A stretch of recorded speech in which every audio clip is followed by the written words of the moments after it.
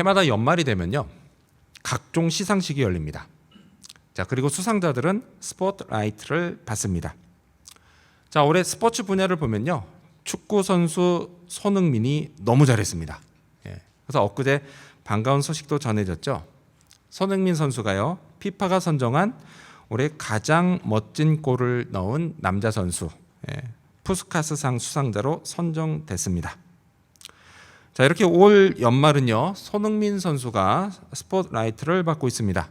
자, 그런데요, 지난 2000년간요, 연말이 되면 변함없이 스포트라이트를 받으시는 분이 있습니다. 바로 예수님이십니다. 자, 이 예수님 덕분에요, 기독교인이든 아니든 동일하게 사람들은 12월 25일 예수님이 태어나신 날을 크리스마스 시즌으로 즐기고 있습니다. 자, 그런데요, 크리스마스 풍경은요, 지역마다 조금씩 다릅니다. 자, 우리가 영화나 TV에서 흔히 볼 수 있는 그 흰 눈이 쌓이고 뭐 이렇게 고요한 풍경, 그거는요, 북반구에서나 볼 수 있고요. 남반구인 이곳 호주에서는 한여름의 크리스마스 풍경을 보게 됩니다. 자, 여름이다 보니까요, 여기서는 그냥 반짝반짝하는 불빛, 여기 보시는 이런 거요, 이런 걸 보면 포근하다, 뭐 이런 느낌보다는요, 좀 덥다, 이런 느낌이 듭니다. 또요, 이때가 되면은 할인 행사도 많이 하죠. 그래서 쇼핑센터에는요, 저마다 갖고 싶은 선물을 그것을 사러 나온 사람들로 북적입니다. 특히요, 여기 이곳은 이때가 휴가철입니다. 이 휴가철하고 겹치다 보니까 많은 사람들이 이때 여행을 떠나기도 합니다. 자, 이것이 21세기 오늘 우리가 살고 있는 이곳 호주의 크리스마스 풍경입니다. 자, 그렇다면 여러분, 과연 첫 번째 크리스마스의 풍경은 어땠을까요? 분명 오늘날하고요, 매우 달랐을 겁니다. 자, 그런데요, 그 첫 번째 크리스마스가 이게 2000년 전 일이다 보니까요, 그때 그 사진이나 동영상은 물론이고 풍경화조차도 남아있는 게 없습니다. 그래서 그나마 다행인 건 우리에게 성경이 있다라는 사실입니다. 그래서 우리는요, 이 성경 기록을 통해서 그때 무슨 일이 있었는지를 알 수 있습니다. 성경에는요, 첫 번째 크리스마스에 관한 기록이 두 군데 있습니다. 어디 있을까요? 하나는 마태복음에 있고요, 다른 하나는 누가복음에 있습니다. 자, 그런데 이 둘 중에서요, 오늘 우리는 누가복음을 살펴보고자 합니다. 자, 누가복음 2장에는요, 그날 무슨 일이 있었는지가 나옵니다. 자, 그런데요, 이 기록을 자세히 읽다 보면은 적어도 3가지 정도 이해가 잘 되지 않는 것들이 나옵니다. 자, 그래서 오늘은 이 첫 번째 크리스마스의 3가지 미스터리를 살펴보고자 합니다. 자, 과연 그것들은 무엇이며 또 그 속에 담긴 하나님의 뜻은 과연 무엇이었을까요? 자, 먼저 첫 번째로 크리스마스의 첫 번째 미스터리, 그건 왜 구유에 뉘어져 있었을까라는 것입니다. 첫 번째 미스터리는 왜 구유에 뉘어져 있었을까라는 겁니다. 자, 누가복음을 보면요, 태어난 아기 예수님이 구유에 뉘어져 있었다라고 전합니다. 자, 그렇다면 왜 구유에 뉘어져 있었던 걸까요? 우리 7절 말씀을 같이 읽겠습니다. 여러분 가져오신 성경책을 보시면서요, 성경을 보시면서 누가복음 2장 7절을 읽겠습니다. 읽습니다. 시작. 첫 아들을 낳아 강보로 싸서 구유에 뉘었으니 이는 여관에 있을 곳이 없음이러라. 아멘. 성경은 그 이유를 뭐라고 하죠? 그 이유를 여관에 있을 곳이 없었다. 즉 무슨 얘기예요? 빈 방이 없었기 때문이다 라고 전합니다. 자, 이 당시에요, 마리아의 남편 요셉이요, 그 로마 제국의 명령을 따라서 호적 조사를 받기 위해 이곳 베들레헴에 와 있었습니다. 누가복음 2장 4절부터 5절까지를 우리 스크린 보시면서 같이 읽어볼까요? 함께 읽겠습니다. 시작. 요셉도 다윗의 집 족속이므로 갈릴리 나사렛 동네에서 유대를 향하여 베들레헴이라 하는 다윗의 동네로 그 약혼한 마리아와 함께 호적하러 올라가니 마리아가 이미 잉태하였더라. 아멘. 자, 이 말씀처럼요, 요셉이요, 만삭의 아내인 마리아를 함께 데리고 갔습니다. 잉태하였다는 임신하였다라는 뜻이죠. 자, 그런데 성경은요, 이 요셉이 다윗의 후손이었다라고 말을 합니다. 자, 그런데 여러분, 이 당시에 다윗의 자손이 요셉 한 명이었을까요? 예. 그렇지 않죠. 그렇지 않습니다. 분명 다윗의 후손이요 꽤 많았을 겁니다. 왜냐하면요, 지금 이때는 다윗의 때로부터 무려 1000년이 지난 시점이었기 때문입니다. 그 사이 후손들이 많아졌던 겁니다. 제가 박씨입니다. 밀양 박씨예요. 자, 우리 집안의 시조가 누구냐? 박혁것의 왕입니다. 그래서 사실 저도요, 비록 몰락하긴 했지만 나름 왕족입니다. 아무튼, 자, 그때로부터 지금 몇 년이 흘렀냐? 2000년이 흘렀습니다. 2000년이 흘렀어요. 그래서 지금 오늘 이 세상에는요, 저를 비롯해서 박혁것의 후손이 얼마나 많은지 모릅니다. 이런 거였어요. 그리고요, 우리 후손들 모두가요, 박혁것의 동네였던 신라의 경주, 그 중에서도 나정을 우리의 고향이라고 생각하고 있습니다. 자, 다시 성경으로 돌아가서요. 그런데 이 당시 다윗의 후손들도요, 모두 다 다윗의 동네인 갈릴리 베들레헴을 고향으로 생각했습니다. 그래서 베들레헴, 작은 도시예요. 작은 동네입니다. 도시도 아니에요. 작은 동네인데도 이때 호적 조사를 하러 온 많은 다윗의 후손들이 몰려와 있었기 때문에 이것 때문에 여관에 빈방이 없었던 겁니다. 자, 그런데 마침요, 그때 만삭인 마리아가 진통을 시작합니다. 혹시 여러분 중에 진통해 보신 적 있는 분 있으세요? 없는 분들도 있지만요, 제가 옆에서 보니까 되게 힘들어 보이더라고요. 그렇죠. 마리아도 되게 힘들었을 겁니다. 마리아가 얼마나 힘들었는지 모릅니다. 그녀는 계속해서 신음했을 겁니다. 너무 아프면 막 소리도 질렀을 겁니다. 자, 그리고 이것 때문에 막 다급해진 요셉이 어떻게 했겠어요? 그런 마리아를 데리고 막 여관들을 돌아다녔을 겁니다. 하지만요, 먼저 방을 얻은 사람들 중에 그 누구도 이들에게 방을 내주지를 않았습니다. 양보를 하지 않았습니다. 만일 이때요, 자기 방을 내준 사람이 있었더라면 그 사람은 분명 성경에 기록돼서 오늘날까지 그 사람의 이름이 기억됐을 겁니다. 하지만 아무도 방을 내주지 않았어요. 그래서 마치 요한복음에 기록된 이 말씀처럼 됐습니다. 요한복음 1장 11절에 보면 예수님 오셨을 때 얘기해요. 자기 땅에 오매 자기 백성이 영접하지 아니하였으나 라고 합니다. 여러분, 세상이 이렇게 정없고 삭막한 건요, 오늘 우리가 사는 21세기나 예수님이 이 땅에 태어나셨던 2000년 전이나 똑같습니다. 마찬가지. 물론요, 방을 내주지 않는다고 해서요, 이걸 법으로 처벌받지는 않습니다. 법으로는 아무 문제될 게 없어요. 하지만 여러분, 세상은요, 결코 법으로만 돌아가질 않습니다. 배려와 양보, 사랑과 은혜, 이런 것들로도 돌아간다라는 거예요. 세상엔 정도 있어야 합니다. 그래야만 세상은 살맛 나는 곳이 되죠. 반대로요, 이런 것들이 없는 세상은요, 이게 너무 삭막해서 살맛이 나지가 않습니다. 만일요, 저와 여러분의 삶의 자리가 그런 곳이라면 여러분, 우리는요, 희망이 없는 겁니다. 희망이 없어요. 모두가 다 떠나버리고 싶지, 결코 오고 싶지 않는 그런 곳이 될 겁니다. 그런데 놀라운 건요, 예수님이 그런 세상에 오셨다라는 사실입니다. 그렇게 우리 세상에 오신 예수님, 그 예수님을요, 천사는 이렇게 소개합니다. 우리 스크린 보시면서 2장 11절 말씀 같이 읽어볼까요? 읽습니다. 시작. 오늘 다윗의 동네에 너희를 위하여 구주가 나셨으니 곧 그리스도 주시니라. 아멘. 그렇습니다. 예수님은요, 구주, 곧 그리스도 주이십니다. 구주는요, 영어로 Savior예요. 구원자라는 뜻이에요. 죄로 인해서 하나님하고 완전히 단절돼서 죽음의 권세에 눌려서 고통받고 신음하는 우리를 구원해 주실 우리의 구원자이십니다. 또한 예수님은 뭐예요? 그리스도이세요. 그리스도 무슨 뜻이죠? 기름 부음을 받은 자라는 뜻이에요. 하나님께 기름 부음을 받으시고, 그리고 우리의 영원한 왕과 선지자와 제사장이 되어주시고, 그래서 우리를 다스리시고 우리를 가르치시고 우리를 중보해 주실 우리의 그리스도시다라는 겁니다. 자, 그리고 또한 예수님 뭐라고요? 예수님은 주이십니다. 주님이세요. 여러분, 주님이라고 하는 호칭은요, 아무에게나 붙지가 않습니다. 성경을 보면요, 주님이라고 할 때 이건요, 하나님을 가리킵니다. 오늘 우리가 가지고 있는 성경, 한글 성경에는 여호와는 나의 목자시니 이렇게 돼 있죠. 그리고 여호와 많이 나오는데요, 영어 성경 보면 대부분 뭐로 번역됐냐? 더 로드로 돼 있어요. 로드, 주님. 하나님을 가리키는 명칭입니다. 그렇습니다.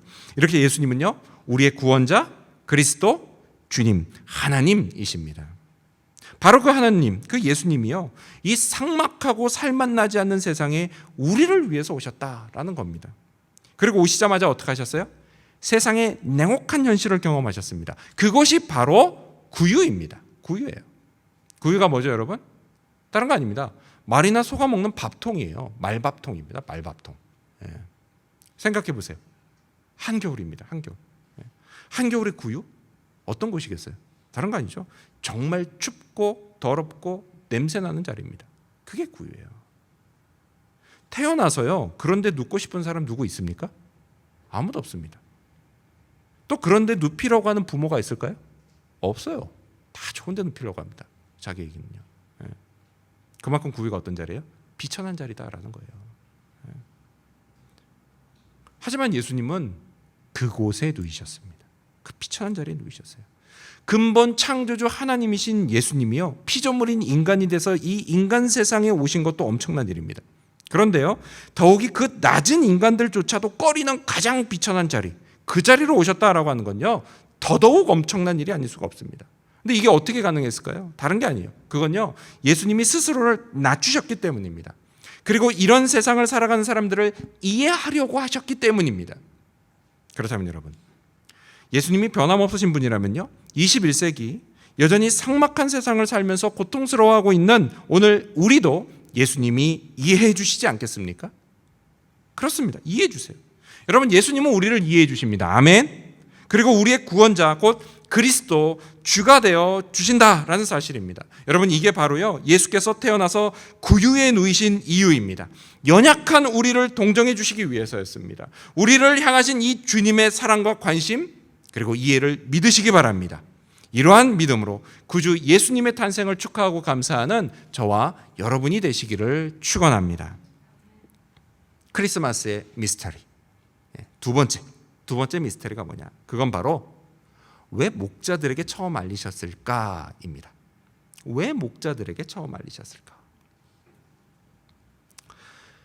아기 예수님이 태어났을 때요, 한 천사가 그 지역 들판에서 야근하고 있던 목자들 앞에 나타났습니다. 그리고요, 구주 탄생의 엄청난 소식을 전합니다. 자, 우리 10절 말씀 같이 읽어볼까요? 여러분 성경 보시면서요. 누가복음 2장 10절입니다. 읽습니다. 2장 10절 시작. 천사가 이르되 무서워하지 말라. 보라, 내가 온 백성에게 미칠 큰 기쁨의 좋은 소식을 너희에게 전하노라. 아멘. 자, 그런데 여러분, 천사에게 이 엄청난 소식을 듣고 있는 목자, 이 목자들은요, 그리 대단한 사람들이 아니었습니다. 좀 더 정확히 말하면요, 대단하지 않은 게 아니라 그 사회의 하층민들이었습니다. 그들은요, 겨울밤, 군대 갔다 오신 분들 아실 거예요. 한밤중에 보초서로 나가면 그게 그렇게 괴로울 수가 없습니다. 춥죠, 졸리죠, 보이는 거 없어서 무섭죠, 너무 괴롭습니다. 근데 이 목자들이 언제 어디서 했다고요? 추운 겨울 밤에, 그것도 어디서요? 밖에서 일을 하고 있었습니다. 추운 들판에서 양떼를 지키는 사람들이에요. 비천한 사람들이었습니다. 당시 사회에서는 별로 쳐주지 않는 사람들이었어요. 따라서요, 그 목자들이 하는 말 역시도요, 사람들이 별로 쳐주질 않았습니다. 자, 여기에 두 번째 미스터리가 나오는 거예요. 뭐냐? 그렇다면 왜 하나님은 이런 비천한 사람들에게 구주 탄생의 엄청난 소식을 처음 알리셨느냐라는 것입니다. 만약 여러분 생각해 보세요. 하나님이 왕이나 귀족, 이렇게 사회 유력 인사들에게 이걸 처음 알리셨으면요, 그 사람들 통해서 듣는 사람들이 뭐라고 생각했을까요? 저거 신빙성 있는 소식이야. 이렇게 생각했을 겁니다. 구주 탄생의 소식이 이게 믿을 만한 소식으로 퍼졌을 겁니다. 아니면요, 하나님이요, 막 베들레헴에 모인 그 다윗의 후손들 다 모아놓습니다. 한 자리에 다 모아놓으시고, 전부 다 모아놓고 거기서 알리셨다라고 하면 어떻게 됐겠죠? 한꺼번에요, 확 퍼졌을 겁니다. 훨씬 더 효과적으로 퍼졌을 겁니다, 이 소식이. 근데 그렇게 하지 않으셨다라는 거예요. 세상 방식은 뭐예요? 유력한 사람들을 통해서 또는 한꺼번에 많은 사람들에게 알리는 겁니다. 하지만 하나님의 방식은 정반대였다라는 거예요. 보잘것없는 몇 명의 목자들에게 처음 알리셨다라는 거예요. 왜 그렇게 하셨냐라는 겁니다. 그 이유가 뭐냐? 그건 먼저 하나님이요, 비천한 자의 하나님이시기 때문입니다. 세상은요, 비참한 자에게 관심 없습니다. 없어요. 하지만 하나님은요, 엄청나게 관심이 많으십니다. 관심뿐이 아니죠, 하나님은 사랑도 엄청 많으십니다. 그래서요, 그 세상이 알아주지 않는 사람들을 하나님이 사랑하십니다. 그리고 사용하신다라는 사실입니다. 그리고 그들을 통해서 복음이 전파되게 하시고, 그리고 이 세상을 하나님의 나라로 바꿔나가신다라는 사실입니다. 여러분, 하나님은요, 오늘 우리에게도 마찬가지세요. 여러분, 우리는요, 우리 자신이 별것 아닌 존재라고 생각할지 모릅니다. 그렇게 생각할지 모르지만 하나님이 우리를 사용하실 때는요, 그런 건 전혀 상관이 없다라는 거예요. 오히려 하나님 어떤지 아세요? 하나님은요, 그렇게 자기가 아무것도 아니라는 사실을 깨닫고 인정하는 그 사람을 사용하십니다. 그 사람을 사용하세요.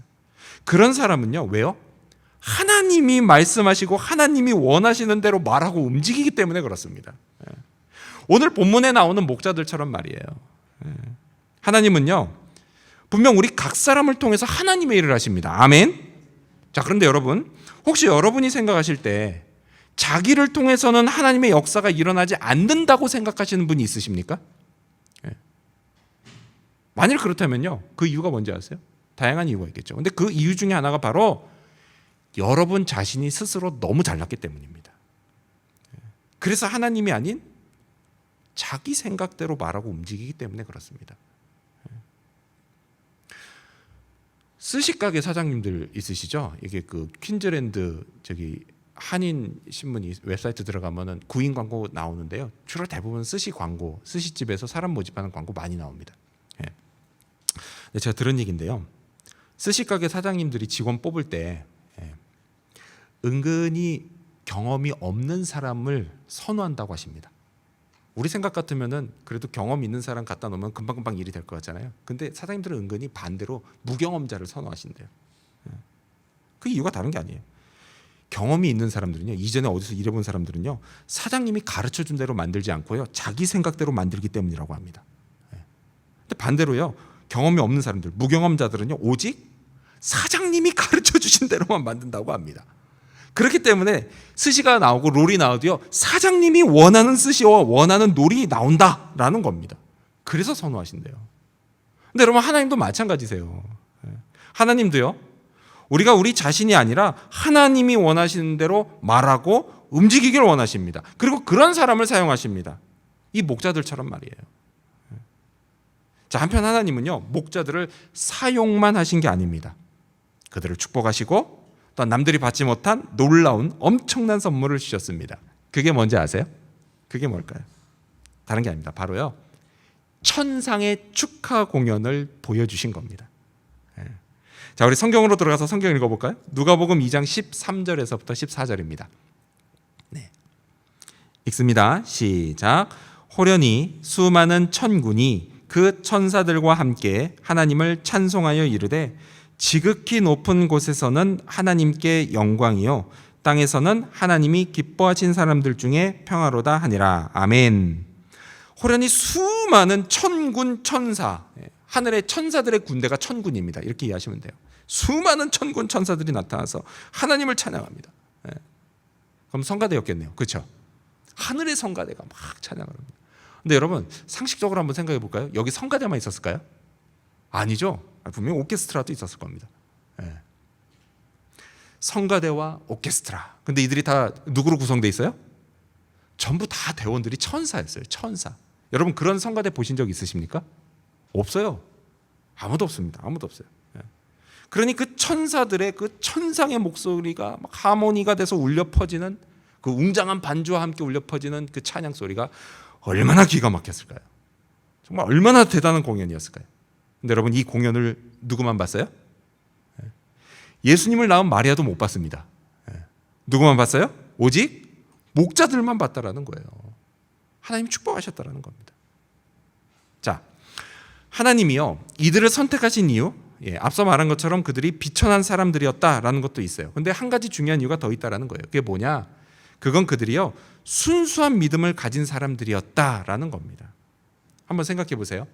이들은요, 구주가 태어나셨다는 천사의 말을 믿어야 했습니다. 또요, 구유에 누워 있는 그 갓 태어난 아기가 구주라는 사실도 믿어야 했습니다. 근데 여러분, 이게 쉽게 믿어질 일인가요? 그렇지 않다라는 거예요, 여러분. 여러분, 이때 당시 유대인들은요, 아주 오래전부터 생각해온 그리스도 상이 있었습니다. 그 모습이 뭐냐? 로마의 황제처럼요, 아주 그냥 강력한 힘을 발휘하는 절대군주의 모습으로 올 거다, 이렇게 생각을 했습니다. 딱 박혀 있었어요. 고정관념이에요. 근데 여러분, 이 고정관념을 깨고요, 구유에 누워 있는 갓난아기를 그리스도로 믿어야 한다? 여러분, 이거 결코 쉬운 일이 아닙니다. 쉬운 일이 아니에요. 하지만 이들은 믿었다라는 겁니다. 누가복음 2장 15절을 보면 이렇게 돼 있죠. 천사들이 떠나 하늘로 올라가니 목자가 서로 말하되 이제 베들레헴으로 가서 주께서 우리에게 알리신 바 이 이루어지는 일을 보자 하고 라고 돼 있습니다.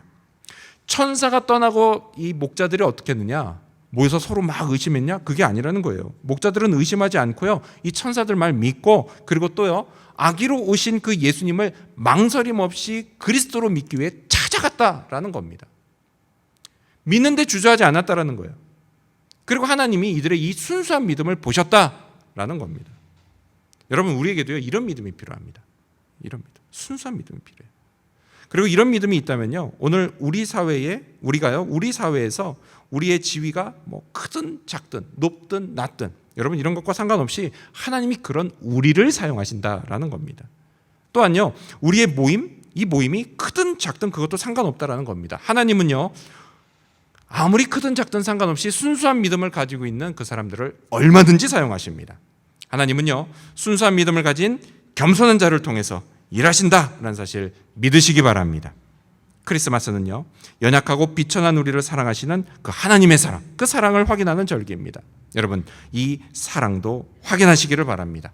이렇게 우리를 사용하시고 축복하시는 하나님, 그 하나님을 높이는 저와 여러분의 크리스마스가 되기를 축원합니다. 자, 마지막 세 번째로. 그럼 마지막 세 번째 미스터리는 뭘까요? 마지막 세 번째 미스터리는 왜 마리아조차도 전에 듣게 하셨을까라는 것입니다. 마지막 미스터리는요, 왜 마리아조차도 전에 듣게 하셨을까라는 겁니다. 자, 목자들은요, 아기 예수의 그 부모를 비롯해서요, 그곳에 모여 있던 사람들에게 자기들이 천사로부터 들은 이야기들을 전했습니다. 우리 17절 말씀 같이 읽어볼까요? 17절.